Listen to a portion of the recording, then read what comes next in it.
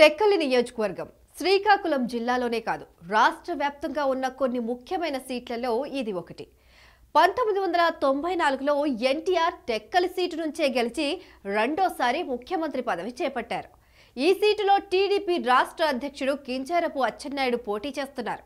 రాష్ట్ర విభజన అనంతరం జరిగిన 2 అసెంబ్లీ ఎన్నికల్లో అచ్చెన్నాయుడే ఈ సీటులో విజయం సాధించారు. 2019 అసెంబ్లీ ఎన్నికల అనంతరం టీడీపీ అధినేత చంద్రబాబు నాయుడు అచ్చెన్నాయుడికి పార్టీ రాష్ట్ర అధ్యక్షుడి పదవిని కట్టబెట్టారు. అప్పటి వరకు జిల్లాలో కీలక నేతగా ఉన్న అచ్చెన్నాయుడు అధ్యక్ష పదవి చేపట్టాక రాష్ట్ర వ్యాప్తంగా ప్రజల దృష్టిని ఆకర్షించారు. 2024 ఎన్నికల్లో సైతం గెలిచి తన సత్తా చాటాలని చూస్తున్నారు.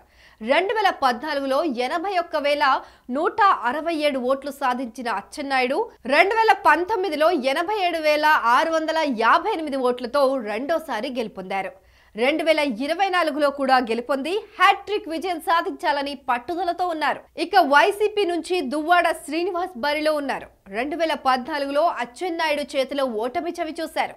వైసీపీ అధినేత జగన్ దువ్వాడకు ఎమ్మెల్సీ పదవి కట్టబెట్టారు.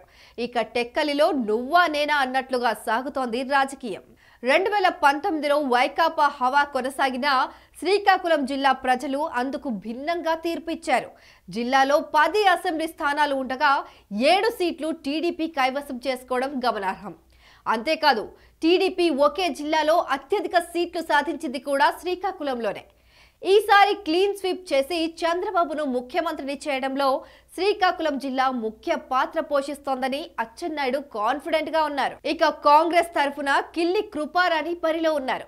కొద్ది రోజుల క్రితమే వైసీపీకి రాజీనామా చేసి కాంగ్రెస్ పార్టీలో చేరారు ఆవిడ. 2009లో శ్రీకాకుళం ఎంపీగా గెలిచి మొదటిసారి పార్లమెంట్ లో అడుగుపెట్టారు. తొలి అవకాశంలోనే కేంద్ర మంత్రి పదవి దక్కించుకున్నారు.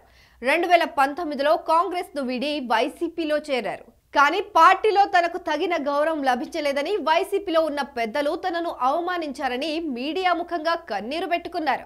వైసీపీలో కష్టపడి పనిచేసే వారికి ప్రాధాన్యత లేదని, తిట్లు వచ్చిన వారికే ప్రాధాన్యత ఉంటుందని తీవ్ర స్థాయిలో మండిపడ్డారు. అనంతరం ఆమె కాంగ్రెస్ లో చేరి టెక్కలి అసెంబ్లీ సీటు దక్కించుకున్నారు. దీంతో వైసీపీలో ఉన్న కొంత క్యాడర్ కృపారాణితో ప్రయాణించడానికి సిద్ధంగా ఉన్నారు. కాంగ్రెస్ వైసీపీ క్యాడర్ కృపారానికి మద్దతు తెలిపితే వైసీపీ అభ్యర్థి దువ్వాడకు పరాజయం తప్పదని స్పష్టంగా అర్థమవుతోంది.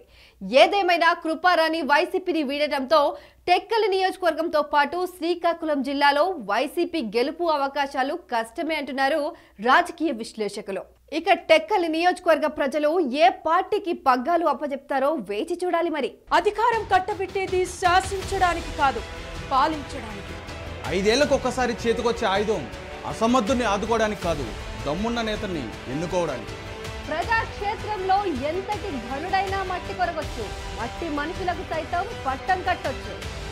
ఎవరిని సింహాసనం ఎక్కించాలో, ఎవరి మెడలు వంచాలో ప్రజలకు బాగా తెలుసు. ఇప్పుడు సమయం ఆసన్నమైంది.